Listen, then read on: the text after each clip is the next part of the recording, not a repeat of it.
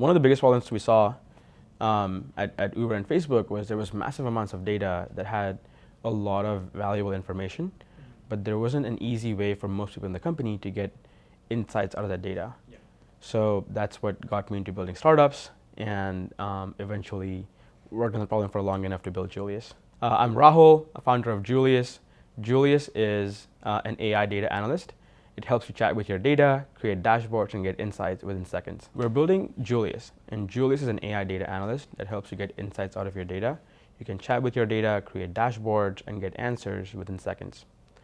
Well, it turns out there's a lot of data inside companies, and most people make decisions based on that data every day. But when it comes to making, getting insights and making dashboards, oftentimes the bottleneck becomes technical expertise. Most people can't write SQL or understand the data schemas and the ontology. And Julius can do that. Julius can understand your data, how it's structured, how it connects to each other, understand your code base, and very effectively write SQL queries, Python code to do the analysis and get the insights for you.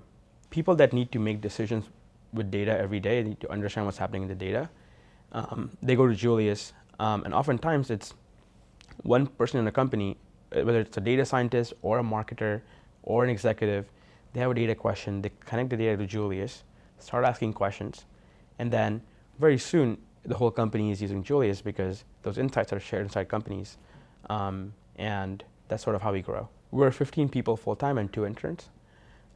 We have more than tripled in the last year, all of that on Warp. When we started on Warp, we were really tiny. And I was running all of our payroll, and we've been able to scale on Warp pretty smoothly. Every time we hire somebody, it's maybe like 5 minutes of work on Warp. In the Bay Area, especially Silicon Valley, a lot of people in the early stage of this building their startup, they get obsessed with finding an idea that has a moat. And they don't realize that simply building something better can be a moat, right? It can be a moat early on.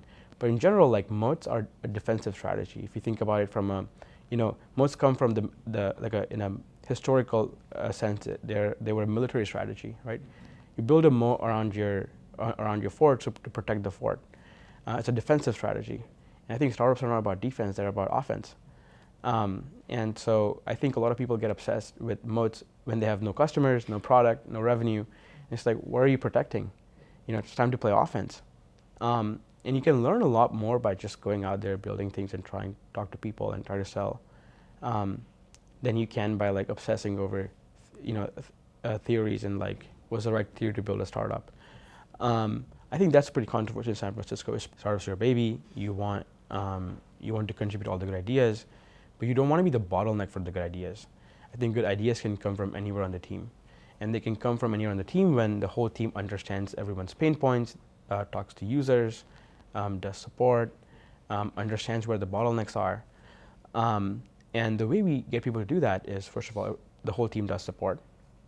Second of all, we do this like every Friday. We do an all hands. We meet for like a few hours, go through all the numbers, talk about what did we get done last week, what can we do better, what are we going to work on the next week. And when we do that, we usually it's not me running the meeting, the all hands. It's someone on the team volunteering to run that all hands for that week.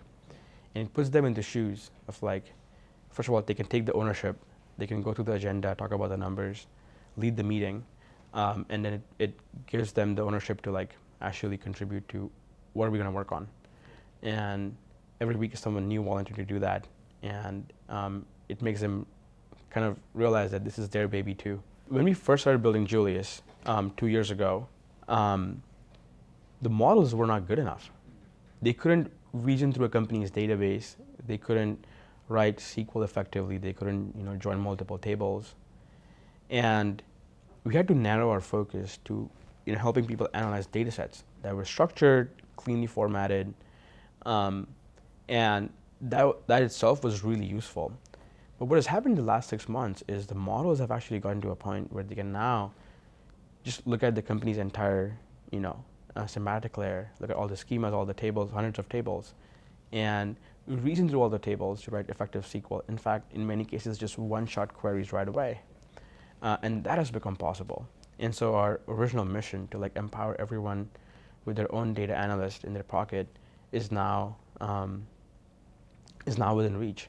And so that milestone, that just like the technology catching up finally, has got us really fired up. You can now connect your company Snowflake, BigQuery, production database, and just get insights within seconds. When we choose our payroll provider, it's like you don't want to spend a lot of time doing payroll or like onboarding employees. And so, 5 minutes max. So when I first started the company, I was on Rippling for like a year. And, I got to a point where every time we needed to make a change, I would have to get on a call with a customer success person, because for them it's like an opportunity to upsell you a new thing. But actually it's a really bad experience for your customers, especially if they're startups, because startups have to have a million things to worry about, and they don't want payroll to be that one thing that they have to spend 30 minutes on a Friday afternoon so that they can make a change for a new employee that they're hiring. And so that was really frustrating. The second thing was I would get all these alerts all the time about missing payroll. Hey, approve your payroll by 5 p.m. tonight, or you're going to miss the deadline. And then you actually go into the portal and you see that payroll is already set up for auto approval. And so those misconfigured alerts was pretty frustrating. You don't want to think about payroll. Yeah. You just want to be heads down building the startup and talking to customers. Point where I hit the breaking point where it's like, man, I don't want to get on another customer support call with this person so that they can upsell me a thing when I just need to make a small change.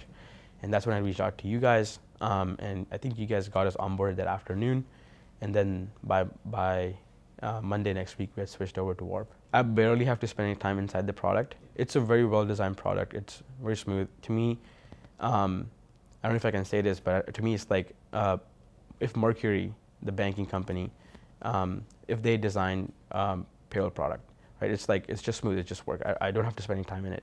Somebody for a work trial, we onboard people onto Julius to like a 1 week or 2 week work trial, and then when we make them a full-time offer, switching them to full-time in Warp is just push of a button. Like, it's really thoughtfully designed. It's designed not in a way that is like this is so beautiful it's in your face. It's more like, okay, what are the workflows people are actually going through? They're probably like contracting people and then moving them to full-time. So let's just put a button there to transition a 1099 to like full-time. It's just like very thoughtfully done.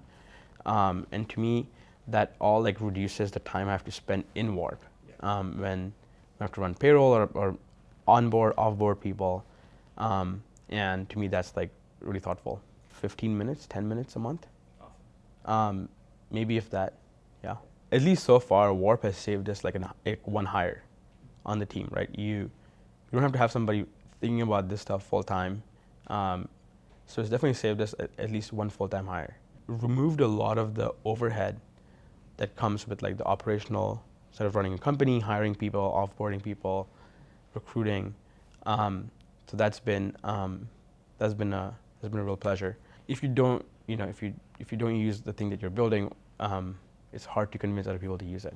Warp is like if Linear, the task management software, if they made payroll, it's a real joy to use Linear. You don't have to spend a lot of time writing tickets, managing tickets. No one likes to write support or product tickets or Jira tickets, and so Linear makes that a lot easier for you. It's very thoughtfully designed. It saves you time. And so Warp is like if Linear made payroll software. No one likes to do payroll. No one likes to do back office. So it's a real joy using Warp.